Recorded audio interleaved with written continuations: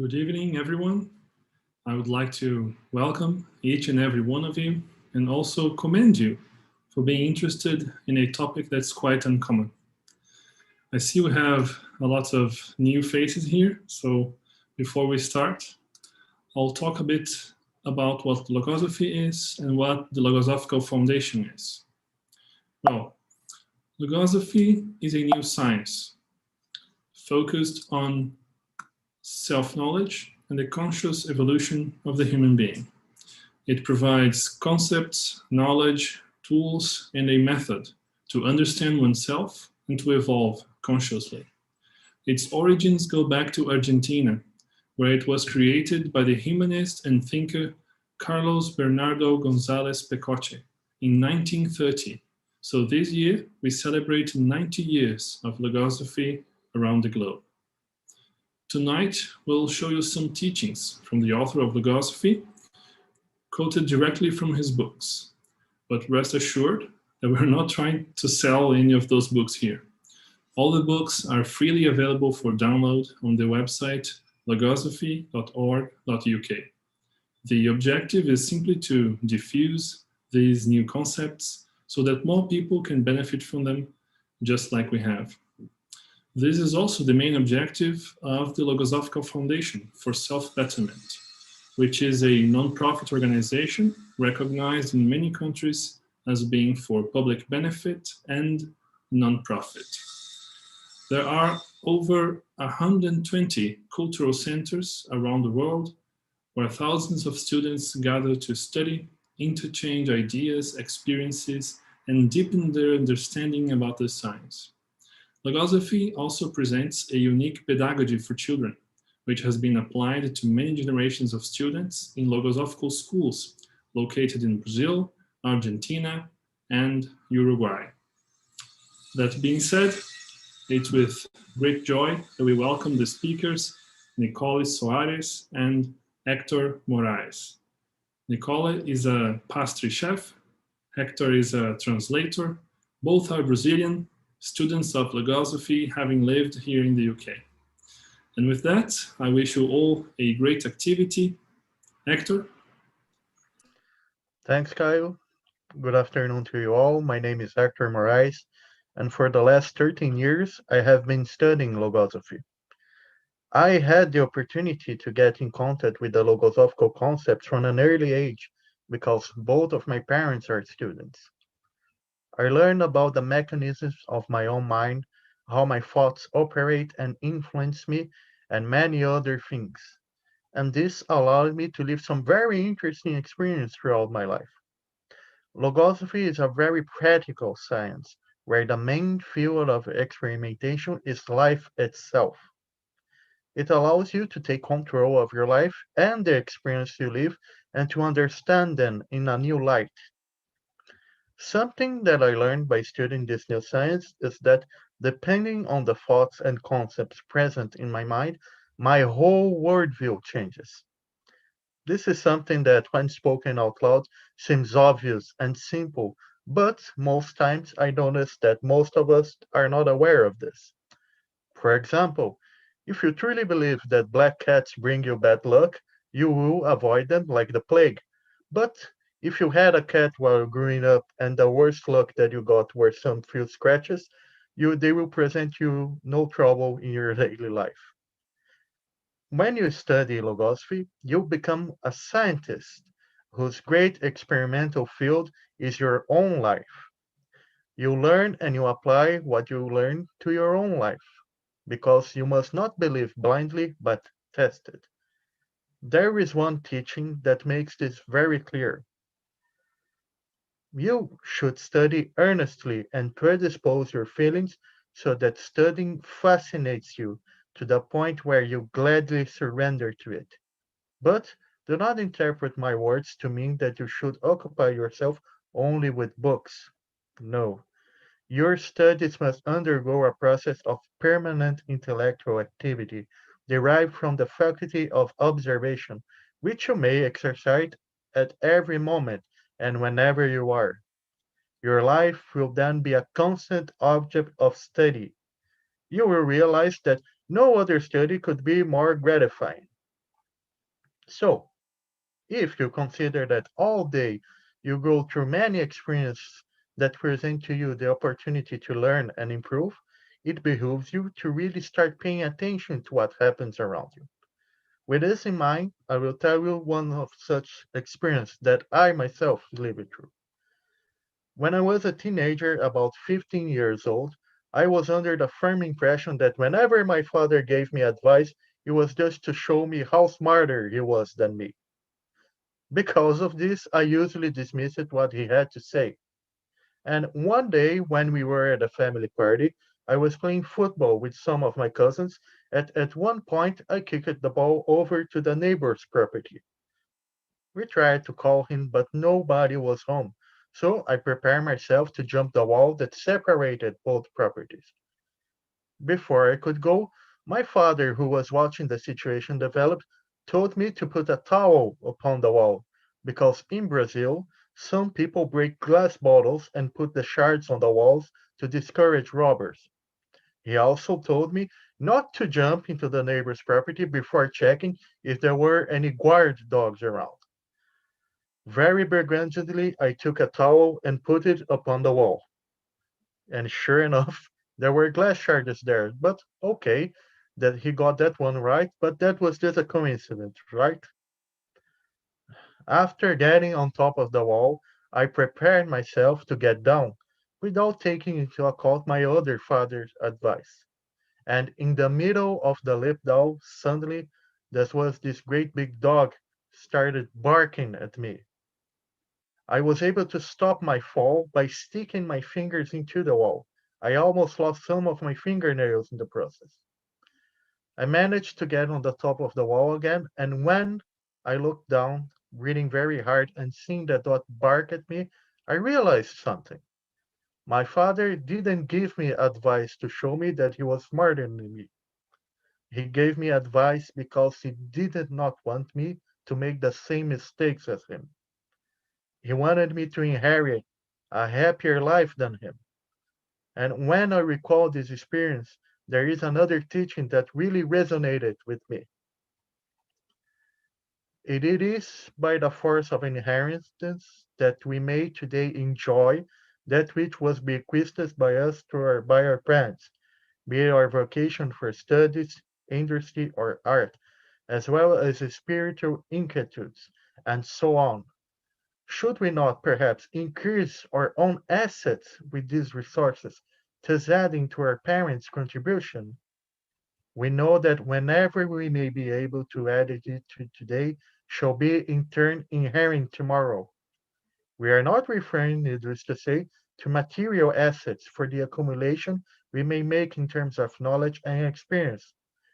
Is far more significant and effective. The accumulation of such access is a constant matter, should allow us to enrich this inheritance day by day, inheriting today that which was carried out yesterday, and tomorrow that which do today. And after understanding this, my father became my best friend.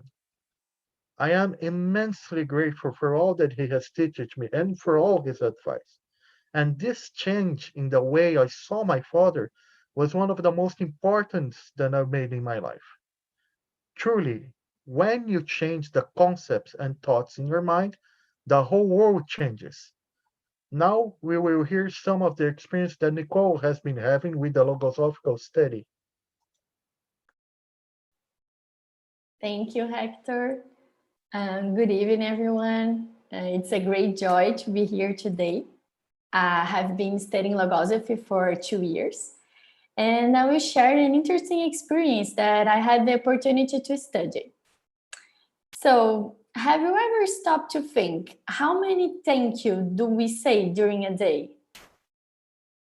Since I was a child, I used to say thanks to someone when I received something from someone. And I remember when I created this habit of thanking others through words. However, when I was a teenager, I remember when I had contact with the word gratitude. And according to my knowledge at that stage of my life, I thought it was directly related to the external expression of saying thank you that I was used to do. And if we stop to think about the journey of our lives as far as we are today, we can realize that there are things that sometimes we want to forget, right?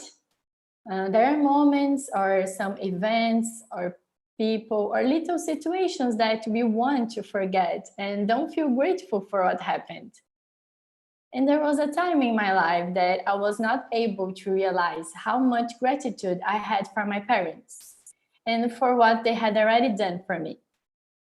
It was after finishing the university, I started to work in a city far from my hometown, about 7 to 12 hours away by car or bus. And during this time, in addition to living by myself, I could experience many job demands, which led me to complain and only see negative points of this situation. At that time, my parents made a lot of efforts so that we could spend more time together. And despite the long hours traveling by car, I received visits regularly. And when I went to visit them, my dad would wake up at 5 a.m. and drive about 1 hour only to pick me up in a city that was between my city and theirs, so that I could enjoy more of the weekend with them. Besides that, they made many efforts so that I could have this opportunity to work in another city. But I couldn't see those efforts as something so special. I couldn't see the good that I received and how much they are helping me go through that stage of my life. What was normally going on in my mind were other questions. I used to think like this. Whoa, I take hours by bus to go home on weekends. What a waste of time. This city I'm living in now is so far from the beach. That's terrible. What a small town I ended up in. There is nothing to do here. But why I couldn't give the true value to the good aspects, like what my parents were doing for me? I thought that just by saying thanks with words would be enough to express my gratitude. And only repeating thank you very much with a few times and with more emphasis would also be enough. And also, as they are my parents, I thought that their effort wasn't a big deal for them anyways. And is it enough to thank only through words? With the Logosophical studies, I identified that I was lacking the true feeling of gratitude, which takes us out of the blindness that ingratitude promotes. I couldn't appreciate the kindness I was receiving because I didn't have the true feeling when expressing the words that only conscious gratitude provides. In these studies, I was able to reflect on this extract from one of the books written by the author of Logosophy that says, "For the good received, we must keep a conscious gratitude. With it, we will be able to destroy false gratitude, the one that is so common and is limited to a word or phrase expressed with more or less emphasis. Conscious gratitude does not need external expressions and contributes to make existence happy, because through it, the memory is intimately caressed, identifying it with life." Why I won't be grateful for all the things that made my days easier, more comfortable, and also happier. For example, my parents for their efforts and providing me the conditions to live in. How can I have the conscious gratitude for all of this? I began to understand that the conscious gratitude is not for others, but I should feel it. And the practice of the conscious gratitude is beyond external expressions like words. Because when I remember something or someone from my past with gratitude, this memory reinforces in me what I had experienced, what I had extracted from that moment of my life, and what I want to live. And if I want to live, I must place a high value on the life I want to live it, on this opportunity that I'm having. In the way I found to value the life is to remember with conscious gratitude for all the moments I lived in my past, which are part of who I am today. Before, I thought that being grateful involved only sporadically remembering and thanking. And I started to learn what truly is to feel, and that I can express this gratitude through my thoughts and my conduct.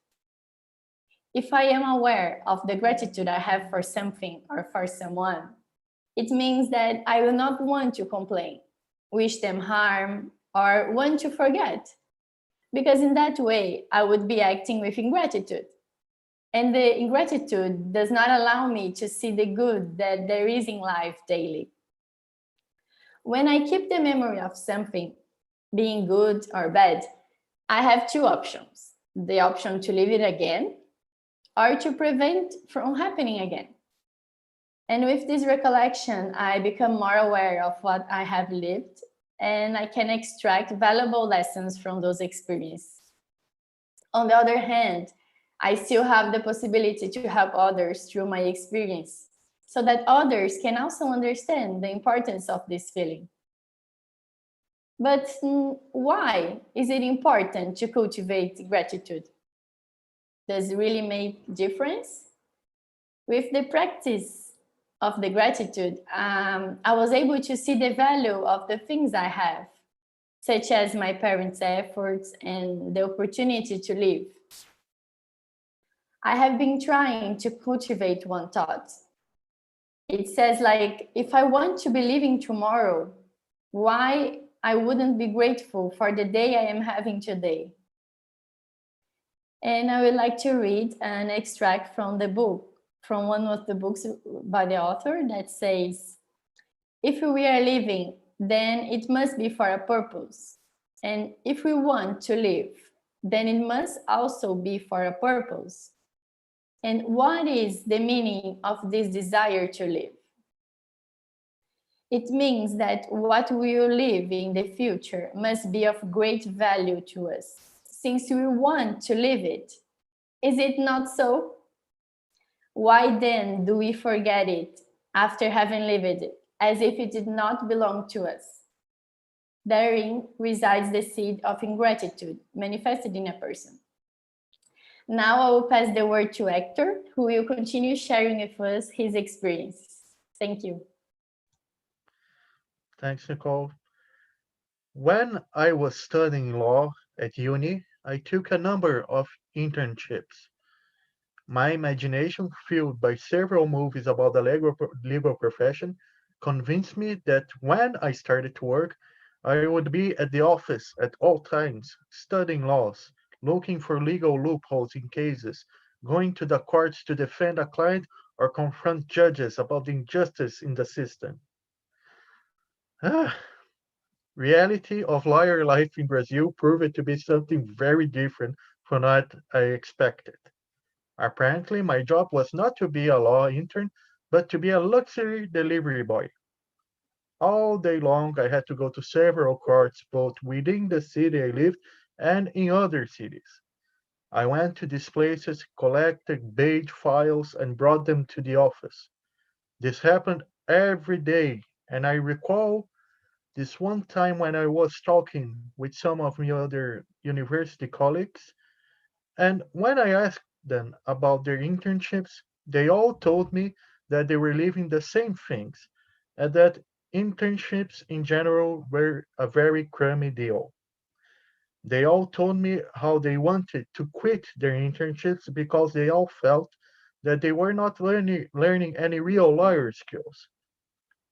Later in that same day, when I was on a bus going to a different town, to a different court of law, I reflected upon what my colleagues said.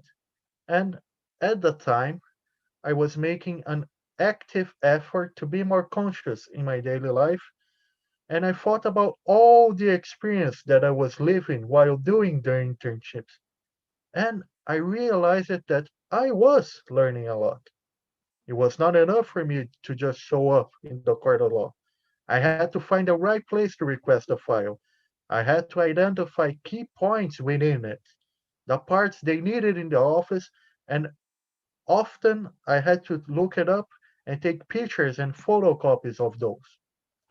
I learned how to look for these types of things, and later on, I noticed that the very same things I was learning turned up on my tests at the university.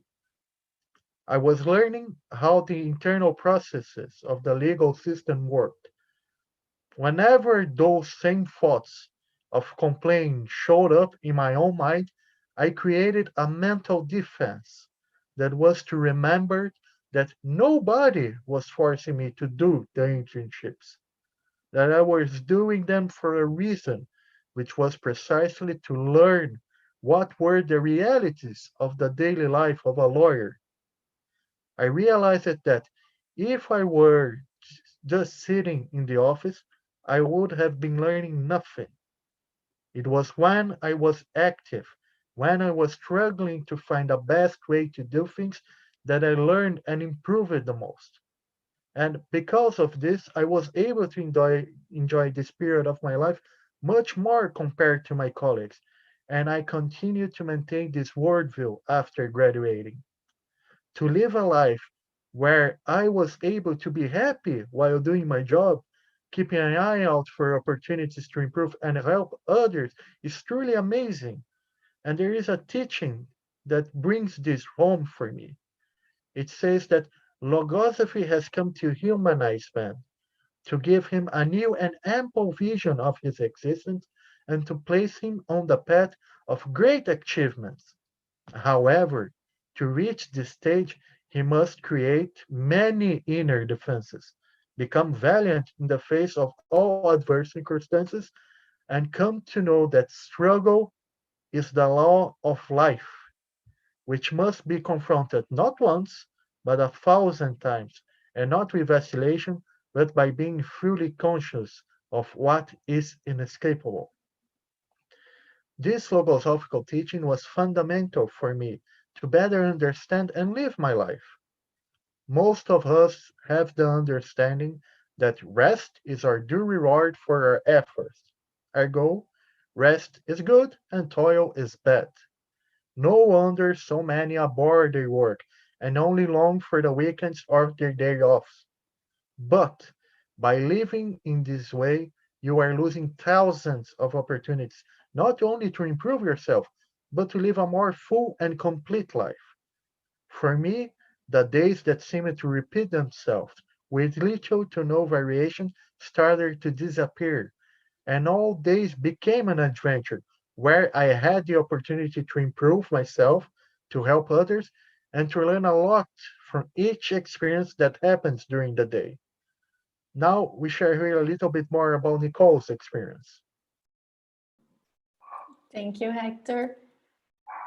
So going back in the experience that was talking about, after some time that I was working away from home, I had the opportunity to move back with my parents. At that moment, I thought that my problems would be solved and that I would finally be happy because I would go back to live with them and in a bigger city. But again, the negative aspects would highlight in my mind because at that point I had lost some old friendships and it was difficult to create new bonds. And also I didn't spend much time with my parents. I spent most of the time in my room alone and I wondered why I didn't feel fulfilled by moving back to theirs. Later, I could realize that during those times, I had only changed external aspects of my life, the city and the job. And that is one of the reasons why I was not feeling as happy as I would like to. Inside of me, everything remained the same because I had no knowledge about this and did not know how to change it. Since I didn't appreciate what my parents did for me before, even with them close to me, I couldn't see that value either. And with the logosophical knowledge, I discovered that I have a mental world, and within this world, there are many thoughts that influence me to do things that I didn't always want. Logosophy brings in this passage about the thoughts. Thoughts are animated and autonomous entities that can be in one mind as readily as in another. There are thoughts that are particularly owners of man's life, and to which he meekly submits, because they are usually stronger than his willpower. When I got in contact with the concept of thoughts, I started to realize that I could change many aspects of my life, starting by knowing what I have in my mind and mainly paying attention to the influence of these thoughts on my will. I started to wonder about the causes of the reactions I had and what thoughts were dominant in my mind. And I could see that in the situations I went through, I was having no control. I acted according to the thoughts I had. Remember the thoughts I talked about before? That I was living in a small city, far from the beach, and things like that. The thoughts were preventing me from changing what I was living. With these studies, I was able to realize that I can only be aware of something good received and feel gratitude for it when I learned to pay attention to what happens inside of me and the memories I have of what I had already lived. At that moment, I was looking for happier changes on the outside, but I did not know that I could build my own happiness through my thoughts, knowing myself, and knowing my mental world. When I went back to live with my parents, I had to face some difficulties regarding our living, as I was used to living by myself and doing the things on my own time. Everybody has their own habits, but we usually don't realize that. So in the beginning, I remember I had many arguments about small situations, such as our dinner time and how I spent my time. But at that moment, I had the opportunity to think about what thoughts were present in my mind and to reflect about my conduct. If I was collaborating to create the environment that I would like to live in.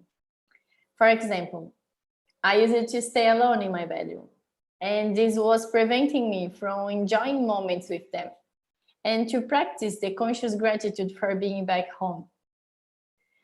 Through the exercise of conscious gratitude, I stopped being oblivious to the things and the people that I have in my life. I start to care about what I have, and I began acquiring knowledge about my possibilities as a human being and how I can create the future that I want. If I want to live in a kind place and improve my relationship with others, I have the responsibility to do my part on it. And as I become more aware of it, my life starts to take another meaning. And what is the influence of the gratitude on the build of my life?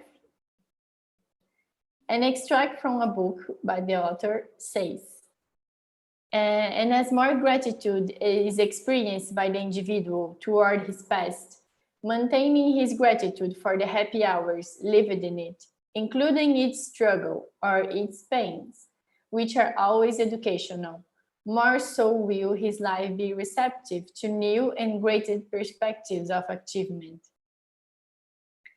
I had some special moments with my parents since I started to be present in their lives, valuing their presence in my own life. And I started to feel joy for moments that I had never realized before, like working together in the kitchen or having meals together.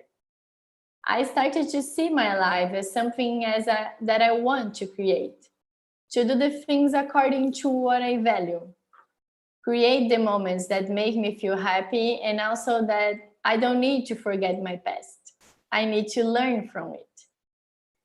There are times when we want to do new things, like travel to another place or buy something new. But how am I going to try to live something new if I'm not grateful for what I already have? Today, knowing this reality makes me face the struggles and joys of life in another view. Because I still have struggles and difficulties, as everybody does. But I know I can protect myself from any evils through the experiences I had. And I can enjoy the goods that I received with more awareness. You may ask now, where is the mental skill that I developed with this experience? The gratitude is a feeling that I have been learning to practice consciously.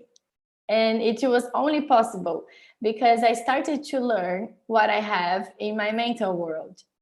And I was able to use my mental skills and practice them. Nowadays, I am living with my parents again, and I still try to keep in my mind the happy moments we share, and also to value the moments in the present and in the future, trying to make the most of every opportunity. I have been understanding the power I have to change my thoughts and strengthen my feelings for them.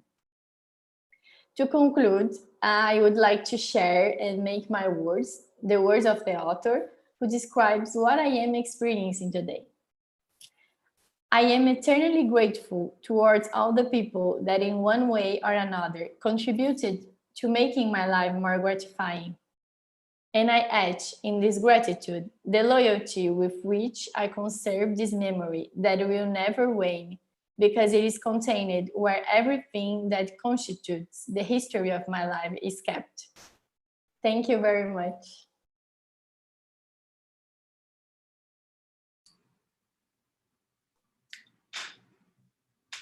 On behalf of the Logosophical Foundation, I would like to thank everyone for participating, especially the speakers that shared with us tonight a very special part of their lives. We invite all of you that are present here today to follow us on social media, to visit our website, logosophy.org.uk, read the books which are available to download for free. Now, some of you may be asking yourselves, well, this is very interesting, but how can I apply this to my own life? Is there a way to study logosophy? What would be a next step? If you have those or other doubts or questions about logosophy, we recommend that you request a meeting. This is offered entirely for free by the foundation so people can get to know more about how to start studying logosophy. You can request a meeting using either the link we just put on the chat or the camera on your phone. Bring it up and scan this QR code that's being displayed on the screen. We look forward to seeing you in our next activities. Have a good evening and bye for now. Thank you. Bye. Thank you. Bye-bye.